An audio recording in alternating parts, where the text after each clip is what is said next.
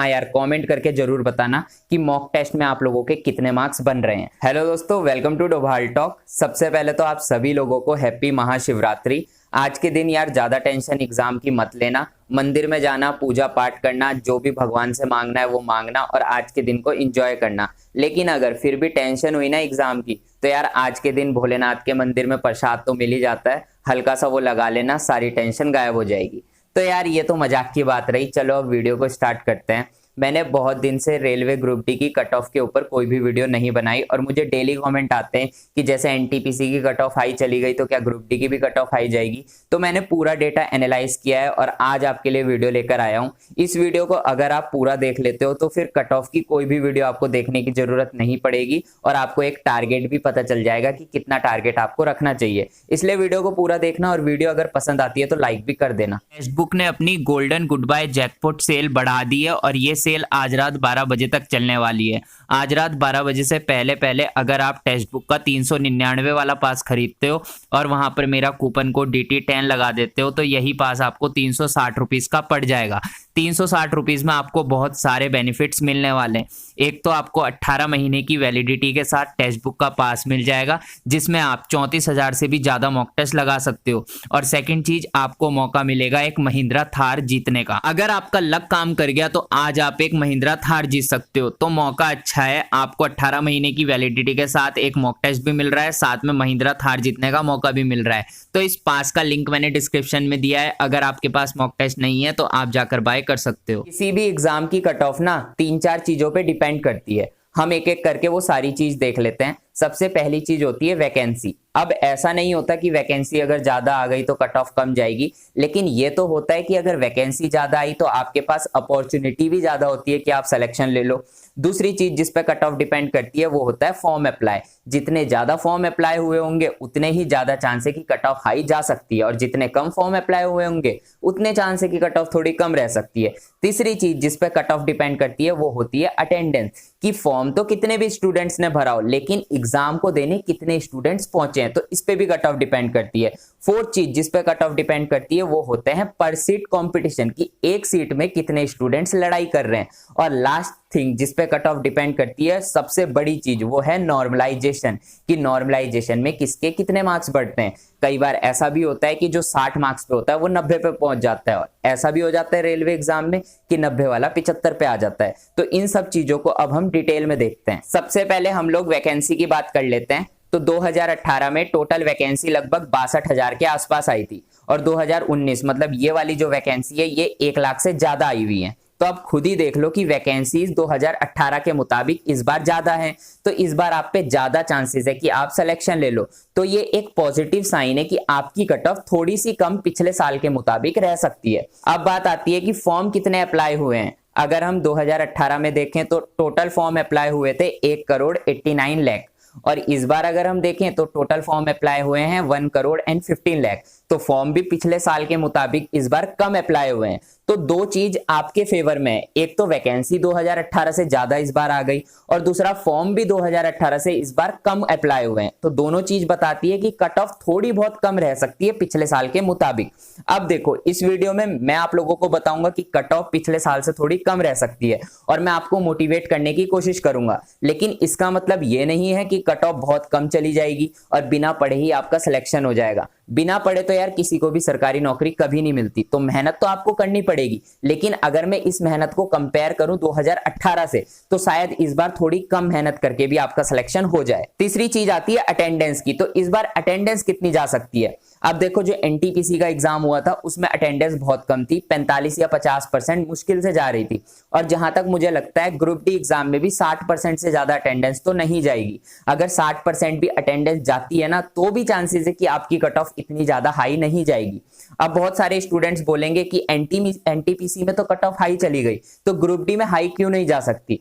वो इसलिए नहीं जा सकती क्योंकि एनटीपीसी में पोस्ट वाइज कट ऑफ लगी थी, लेवल वाइज अलग अलग कट ऑफ गई थी, एक ही स्टूडेंट को अलग अलग लेवल पे सेलेक्ट कर लिया गया और वही स्टूडेंट, सिंगल स्टूडेंट जो अलग अलग लेवल पे सेलेक्ट हुआ था वो काफी टैलेंटेड था, काफी अच्छा पढ़ने वाला वो स्टूडेंट था, इसलिए वहां पे कट ऑफ हाई चली गई। लेकिन ग्रुप डी में आप लोगों की कट ऑफ जो होगी एक कॉमन कट ऑफ बनेगी, इसमें एवरेज स्टूडेंट्स भी होंगे, थोड़े वो स्टूडेंट्स भी होंगे जो वीक होते हैं और थोड़े वो स्टूडेंट्स भी होंगे जो टॉपर होते हैं। तो यहां पर चांसेस दिखाई दे रहे हैं कि इतनी ज्यादा कट ऑफ नहीं जाएगी। तो आप लोग मान के चलो कि आपकी जो अटेंडेंस है वो 60 to 65% रह सकती है। ये वैसे मैंने ज्यादा ही बता दी, हो सकता है इससे कम भी रहे। अब बात आती है पर सीट कंपटीशन की। तो 2018 में अगर हम लोग देखें ना तो एक सीट में 300 कुछ स्टूडेंट लड़ रहे थे, और अगर हम 2019 में देखें तो एक सीट में 112 स्टूडेंट लड़ रहे हैं। तो पर सीट कंपटीशन भी कम हुआ है 2018 के मुताबिक। लेकिन इसमें ना बहुत सारी चीजें आती है, बहुत सारे एक्सेप्शंस आते हैं। देखो 2018 में एक सीट में जो 300 स्टूडेंट्स या 300 से ज्यादा स्टूडेंट्स लड़ रहे थे, अब हमें क्या पता उन 300 में से कितने टॉपर हैं, कितने वीक स्टूडेंट हैं, कितने एवरेज स्टूडेंट हैं।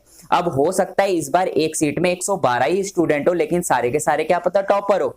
कई बार ऐसे चांस बन जाते हैं। अगर मैं आपको किसी जोन का एनालाइज बता रहा हूं, मान लो मैं इलाहाबाद जोन का बता रहा हूं और मैंने कहा इलाहाबाद जोन में एक सीट में 17 स्टूडेंट लड़ रहे हैं, तो क्या पता वो 17 स्टूडेंट्स काफी तेज हो पढ़ने में, तो वो तो कट ऑफ इंक्रीज कर देंगे। तो पर सीट कंपटीशन तो एक फैक्टर हो गया जो कट ऑफ डिसाइड करता है, लेकिन इसमें ना क्वालिटी ऑफ स्टूडेंट्स भी आ जाते हैं कि कितने हैं, तो ये चीज भी थोड़ा देखनी पड़ती है। अब यार क्वालिटी ऑफ स्टूडेंट्स की बात हो ही गई है तो इसे भी डिटेल में बात कर ही लेते हैं। देखो 2018 में बहुत सारे क्वालिटी ऑफ स्टूडेंट्स ने एग्जाम दिया। अब उन्हें पता नहीं था कि वो 2018 वाले में सेलेक्ट हुए हैं या नहीं, तो उन्होंने 2019 का फॉर्म भर दिया। लेकिन जब 2019 का फॉर्म भरा, 1 से 1.5 साल निकला, तो उन्हें पता चला यार वो 2018 में हो चुके हैं। तो ऐसे जो क्वालिटी ऑफ स्टूडेंट्स थे वो पहले ही बाहर हो चुके हैं, या तो वो कहीं ना कहीं सिलेक्शन ले चुके हैं, या फिर कुछ स्टूडेंट्स ऐसे भी हैं जिन्होंने हार मान लिया और उन्होंने प्राइवेट जॉब पकड़ लिया, और कुछ तो अपना बिजनेस करने लग चुके हैं। और बिजनेस भी अपनी जगह सही है, अगर कोई अपने बिजनेस में सक्सेस होना चाहता है तो वो भी अच्छी चीज है, उसमें भी मैं बोलूंगा कि आप करो जो कर सकते हो। तो जो बाकी स्टूडेंट्स बचे जिनके अंदर पेशेंस लेवल अच्छा है, वही इस टाइम पे ग्रुप डी की तैयारी कर रहे हैं। मैं भी लगभग 6 या 7 महीने से वीडियो बना रहा हूं, तो मैंने भी ना कुछ चीजें देखी है। पहले मेरे पे बहुत सारे कमेंट्स आते थे कि हम ग्रुप डी की तैयारी करेंगे, तैयारी नहीं छोड़ेंगे, हम इस एग्जाम में जी जान लगा देंगे। वहीं आजकल कमेंट आते हैं कि हम हार चुके हैं, अब हमसे तैयारी नहीं होगी, हम प्राइवेट जॉब कर रहे हैं, हमने रेलवे की ही तैयारी छोड़ दी है।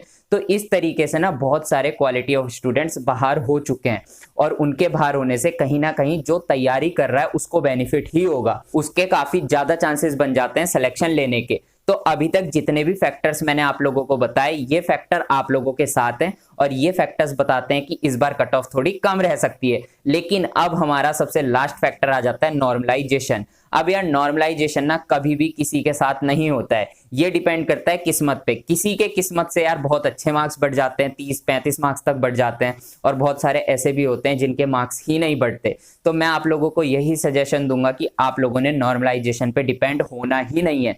कभी भी ये मत सोचना कि मैं 50, 55 या 60 मार्क्स लेकर आऊंगा और नॉर्मलाइजेशन में मार्क्स बढ़ जाएंगे और मेरा सिलेक्शन हो जाएगा। हमेशा ये कोशिश करना कि मैं 65, 70 या 75 तक जाऊंगा और बिना नॉर्मलाइजेशन के ही सिलेक्शन ले लूंगा। अगर आप ऐसा सोचोगे तो आपका सिलेक्शन हो जाएगा, लेकिन अगर आप नॉर्मलाइजेशन पे डिपेंड करते हो तो कहीं ना कहीं आप मार खा सकते हो।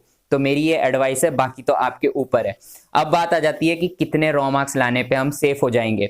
देखो यार ये चीज क्लियरली तो नहीं बोली जा सकती, लेकिन जहां तक मुझे लगता है ये सारे फैक्टर्स जो मैंने आपको बताए, ये सारे एनालाइज करने के बाद मुझे ऐसा लगता है कि अगर आप 65 प्लस या 70 प्लस रॉ मार्क्स लेकर आ जाते हो तो आप लोगों का सिलेक्शन हो जाना चाहिए। लेकिन यार रॉ मार्क्स आने चाहिए 65-70, ऐसा नहीं होना चाहिए कि 50 रॉ मार्क्स आए और फिर कह रहे हो नॉर्मलाइजेशन में 60-70 हो गए, अब हमें सिलेक्शन चाहिए। ऐसा होना थोड़ा मुश्किल है, तो कोशिश करना 65 या 70 से ज्यादा रॉ मार्क्स आप लेकर आओ। और यार ऐसा भी हो सकता है कि 50 मार्क्स वाले का भी सिलेक्शन हो जाए, जैसे कि 2018 वाली भर्ती में हो रहा है, लेकिन उसके लिए स्टूडेंट को वेट करना पड़ेगा। उसका नाम कौन सी पैनल लिस्ट में आएगा, वो कब तक वेटिंग में रहेगा, ये कोई नहीं बता सकता। तो कोशिश करना ज्यादा से ज्यादा मार्क्स लाओ। अगर आपके अंदर हिम्मत है 75-80 मार्क्स लाने की तो लेकर आओ और इस बार सिलेक्शन ले लो। और हाँ यार कमेंट करके जरूर बताना कि मॉक टेस्ट में आप लोगों के कितने मार्क्स बन रहे हैं। बाकी मैंने आप लोगों को मुझे लगता है अपनी तरफ से काफी मोटिवेट किया है, और मैं उम्मीद करता हूं आज से आप अपनी मेहनत को 2 गुना कर दोगे। मिलते हैं अपनी नेक्स्ट वीडियो में, तब तक के लिए बाय।